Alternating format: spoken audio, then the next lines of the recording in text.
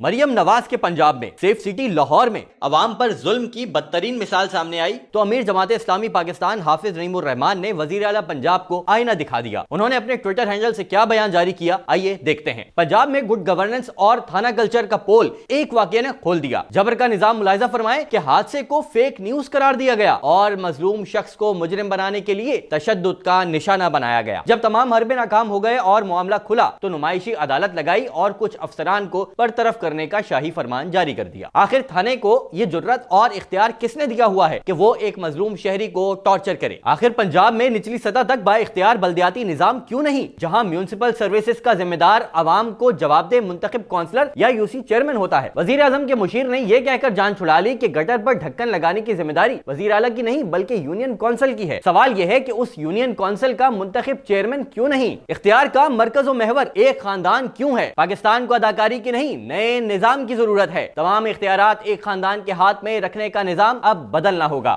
بالکل ٹھیک ہے، جب علاقے میں عوام کا منتخب کردہ چیئرمین اور کونسلر ہوگا جس کے پاس مکمل اختیار اور وسائل ہوں گے، تو گٹر پر ڈھکن ہو یا علاقے کے عوام کے دیگر بلدیاتی مسائل ہوں، ان سب کا ذمہ دار بھی وہی ہوگا۔ جب یہ معاملہ اتنا سیدھا اور سہل ہو سکتا ہے تو ہوتا کیوں نہیں؟ ایک خاندان نے پورے صوبے پر اپنی بادشاہت قائم رکھنے کی قسم کیوں کھائی ہوئی ہے؟ ایک خاندان کی سندھ پہ حکومت ہے تو دوسرے کی پنجاب پہ۔ ہم نے کچھ روز قبل بھی اپنی ایک ویڈیو میں جب آپ کو پنجاب کے گلی محلوں میں چلنے والی جماعت اسلامی کی با اختیار بلدیاتی نظام کی کیمپین اور اس حوالے سے ہونے والے عوامی ریفرینڈم کے متعلق خبر دی تو ساتھ ہی یہ سوال بھی اٹھایا کہ آخر مسئلہ کیا ہے اختیارات کو نچلی سطح تک منتقل کرنے میں؟ اور پھر اس کے 2-4 روز بعد یہ المناک حادثہ پیش آیا جو وہاں کی پولیس اور پنجاب کی میڈم انفارمیشن منسٹر کی مرہون منت سانحہ بن گیا۔ حادثہ سانحہ تب ہوا کہ جب مرحومہ کے شوہر اور 8 ماہ کی اس معصوم کلی کے والد نے پولیس سے فوری مدد کی درخواست کی تو پولیس نے اسے ہی حراست میں لے کر اس پر تشدد کیا اور اس کی اہلیہ کی کیریکٹر اسیسینیشن بھی کی۔ الزامات لگائے اور پورا زور لگایا کہ وہ بندہ یہ قبول کر لے کہ ہاں میں نے فیک کال کی تھی۔ سونے پہ سہاگا